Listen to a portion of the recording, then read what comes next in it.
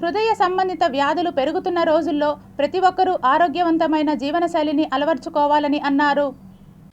Tirupati Amara hospital ఆవరణంలో world heart day diabetic వేడుకలను సోమవారం ఘనంగా నిర్వహించారు. ఈ సందర్భంగా డాక్టర్ రమాదేవి మాట్లాడుతూ స్లీప్ మెడిసిన్పై మన దేశ ప్రజలకు అవగాహన తక్కువగా ఉందని, ప్రజలలో అవగాహన పెరిగితే నిద్రలో గుండె జబ్బుతో మరణించే వారిని కాపాడవచ్చని అన్నారు. మిగతా ఆర్గన్స్ 1 నిమిషం 2 నిమిషాలు కొంచెం పనిచేయకపోయినా ఇది లైఫ్ అనేది గడిస్తుంది, కానీ హార్ట్తో అట్లా కాదు. కాబట్టి గుండె నొప్పి వచ్చినా, విపరీతమైన చెమటలు వచ్చినా, ఆయాసం వచ్చినా, గుండె ప్రాబ్లం అని సస్పెక్ట్ చేస్తే వెంటనే హాస్పిటల్కి రావాలి. హాస్పిటల్కి వచ్చినా సరే అంబులెన్స్ ఫోన్ చేసినప్పటి నుంచి అమరా